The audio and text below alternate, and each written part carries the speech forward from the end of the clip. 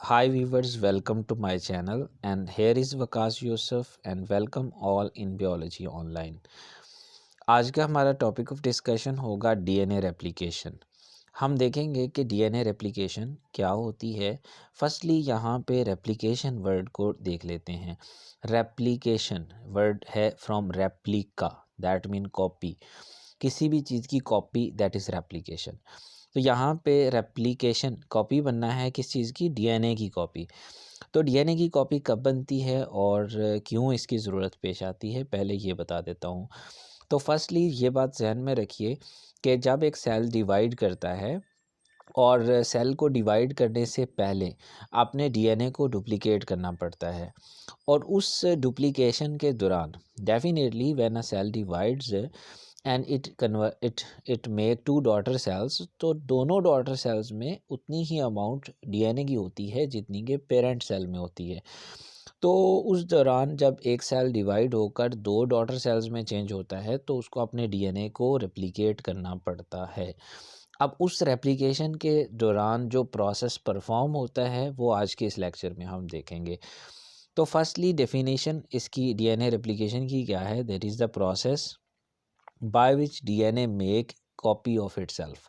वो प्रोसेस जिसके ज़रिए डीएनए अपनी ही कॉपी, अपने ही जैसा हूबहू डीएनए सिंथेसाइज कर लेता है, that process is called DNA replication. Firstly हम जानते हैं कि जो डीएनए है ये होता है in the form of a double helix. हमारे पास एक स्प्रिंग लाइक स्ट्रक्चर है जो कि आप ये फर्स्ट वाली डायग्राम में देख सकते हैं। यहाँ पे ये जो डीएनए का मॉलिक्यूल आप देख रहे हैं and it is in the form of a double helix, spring like geometry है और इसमें दो स्ट्रैंड्स हैं जो एक दूसरे के ऊपर कॉइल हुए हुए हैं। एक्चुअली जब रेप्लिकेशन का प्रोसेस शुरू होता है तो रेप्लिकेशन शुरू होने के वक़्त पूरा का पूरा डीएनए ही एक वक़्त में रेप्लिकेट नहीं करता है। एक स्पेसिफिक लोकेशन, एक स्पेसिफिक साइट से रेप्लिकेशन शुरू होती है। उस स्पेसिफिक साइट को हम कहते हैं रेप्लिकेशन ओरिजिन। जहाँ से रेप्लिकेशन का प्रोसेस स्टार्ट होगा, that specific location, that specific place in the DNA molecule is replication origin. And let's के ये वाला हमारे पास है रेप्लिकेशन ओरिजिन।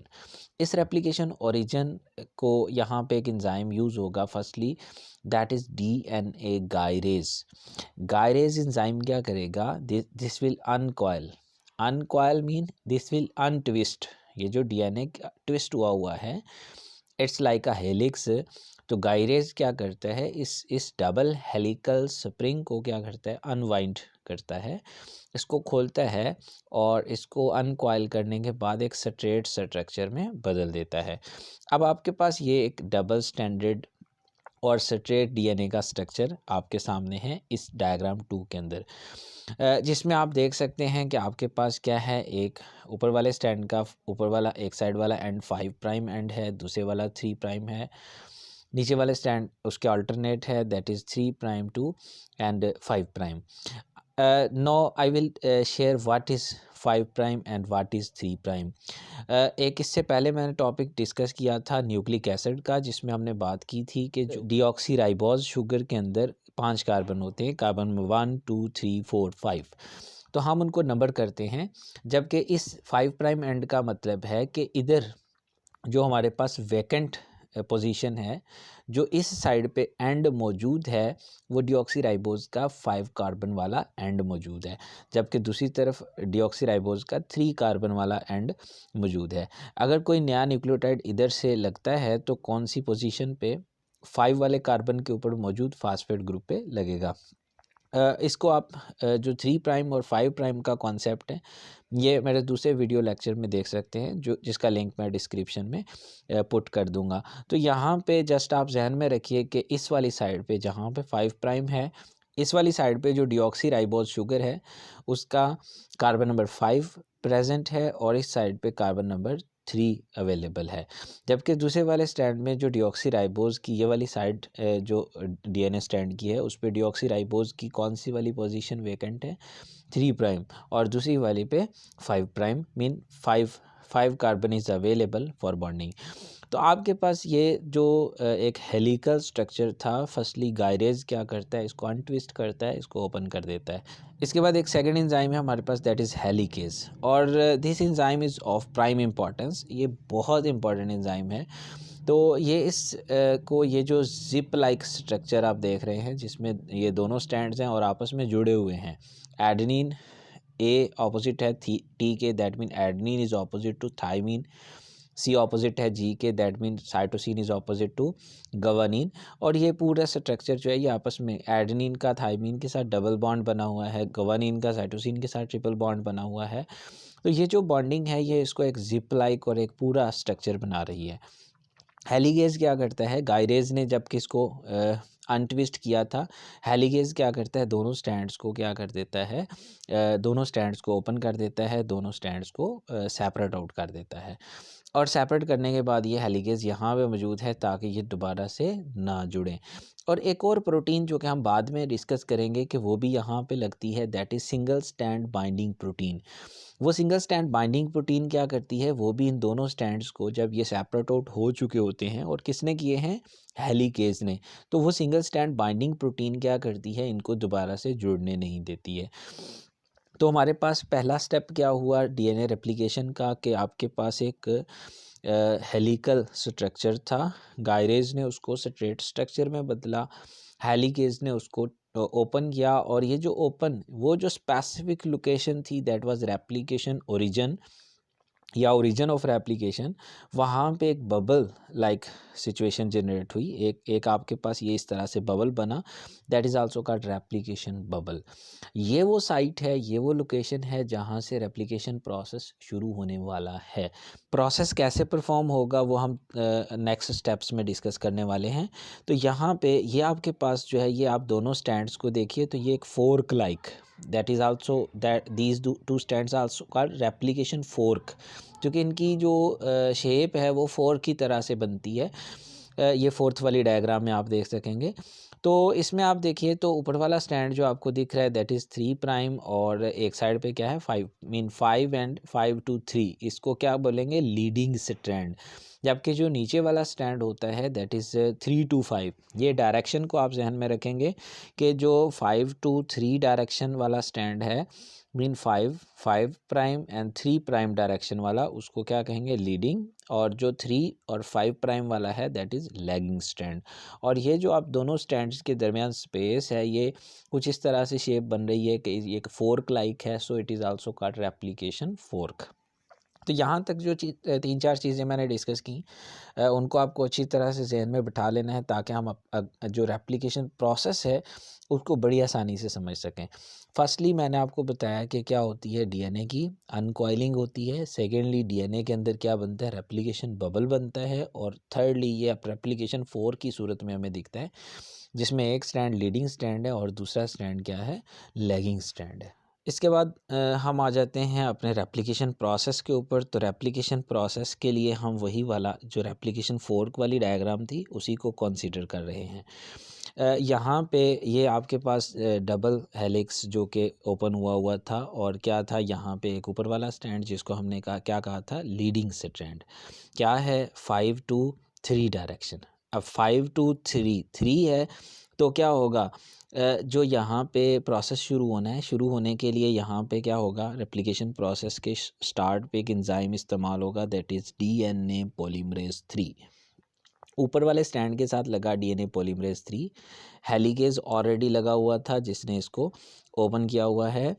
पॉलीमरेज 3 यहाँ पे लगेगा, सिंगल स्ट्रैंड बाइंडिंग प्रोटीन्स लगेंगी, सिंगल स्ट्रैंड बाइंडिंग प्रोटीन, ये इनको दोबारा से नहीं जुड़ने देंगी।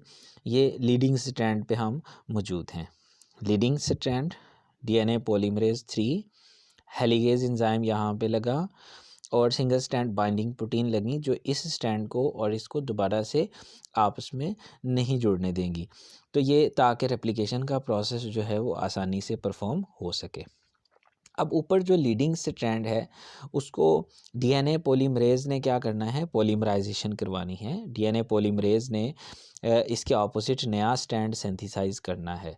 लेकिन ये बात जहन में रखिए कि जो आपके पास डीएनए पॉलीमरेज है, इसका रूल होता है कि ये हमेशा जब भी नए न्यूक्लियोटाइड्स को अटैच करता है ऑपोजिट साइड पे, तो ये करता है 5 to 3 डायरेक्शन में। इसका रूल है कि ये ऐड करेगा नए न्यूक्लियोटाइड्स को फ्रॉम 5 to 3 डायरेक्शन। अब होगा क्या कि इसने इसका 5 प्राइम, वैसे भी हमारे पास ये जो ऊपर वाला स्टैंड है इसका 3 प्राइम है, इसके ऑपोजिट आना है 5 एंड दूसरी तरफ आना है 3 प्राइम। तो होता यह है कि यहाँ पे लगा डीएनए पॉलीमरेज, इधर से जो प्रोसेस है वो यहाँ से स्टार्ट होगा, इस साइड से। मेन जो लीडिंग स्टैंड है ये वो स्टैंड होता है जिसमें रेप्लिकेशन परफॉर्म होती है टूवर्ड्स द रेप्लिकेशन ओरिजिन। यहाँ से ये जो फोर्क, रेप्लिकेशन फोर्क का ओरिजिन है जहाँ से ये शुरू हो रहा है, उसकी तरफ नए न्यूक्लियोटाइड्स ऐड होते हैं। तो पॉलीमरेज खुद ही सारा प्रोसेस नहीं परफॉर्म करवा सकता। यहाँ पे एक और एंजाइम इस्तेमाल होता है, दैट इज़ प्राइमेज। प्राइमेज क्या करता है, ये रिएक्शन को शुरुआत करवाता है और शुरू करवाने के लिए कुछ न्यूक्लियोटाइड्स का ये सीक्वेंस यहाँ पे लगाता है, जिसको हम क्या कहते हैं, जिसको हम प्राइमर सीक्वेंस कहते हैं। तो दोबारा से सुनिए, ये सारे एंजाइम्स यहाँ लग गए, DNA polymerase, single strand binding protein लग गई, हेलिकेज लगा हुआ था, प्राइमेज यहाँ पे अटैच हो गया। प्राइमेज ने कुछ न्यूक्लियोटाइड्स को ऐड करना है इस तरफ और रेप्लिकेशन होनी है towards the replication origin, towards the origin of fork. और ये स्टैंड जो नया बनेगा it will be opposite to the leading stand. तो यहाँ पे प्राइमेज ने प्राइमर ऐड किया, फिर न्यूक्लियोटाइड्स ऐड होते जाएंगे और ये स्टैंड सिंथेसाइज होता जाएगा and it will be a continuous stand. Leading stand के ऑपोजिट एक स्टैंड बनेगा, that will be continuous stand. So ये स्टैंड सिंथेसाइज हो रहा है। दूसरी तरफ क्या है, दूसरी तरफ वाला सीन थोड़ा सा ऑपोजिट है, जो कि आपको गौर से समझना है। उसमें क्या होता है, उसमें अब हमारे पास 5 प्राइम जो पेरेंट स्टैंड है, जो नीचे वाला स्टैंड है, उसका 5 प्राइम इधर है, जबकि 3 प्राइम इस साइड पे है। अब क्या होगा, 5 प्राइम जो नया स्टैंड बनेगा उसका 5 प्राइम इधर और 3 प्राइम दूसरी तरफ, इधर वाली साइड पे आना है 3 प्राइम। तो इसकी सिंथेसिस कहाँ से स्टार्ट होनी है, इसकी synthesis away from the replication origin, इसकी सिंथेसिस शुरू होगी इस ओरिजिन से दूसरी तरफ को। मीन जब भी जो पॉलीमरेज है उसने न्यूक्लियोटाइड्स ऐड करने हैं तो पॉलीमरेज ने 5 to 3 ऐड करने हैं। तो जबकि अब पॉलीमरेज ने ऐड किए थे तो 5 to 3, अब 5 आ रहा है इस साइड पे तो 5 to 3। अब होगा ये कि जो नीचे वाला लैगिंग स्ट्रैंड है उसमें न्यूक्लियोटाइड्स ऐड होंगे छोटे छोटे फ्रैगमेंट्स की फॉर्म में। प्राइमेज यहाँ पे लगा, मीन ये ऑपोजिट दोनों हैं। ऊपर वाले स्टैंड में जो रेप्लिकेशन थी वो थी टूवर्ड्स द रेप्लिकेशन ओरिजिन और नीचे वाले में है away from the replication origin.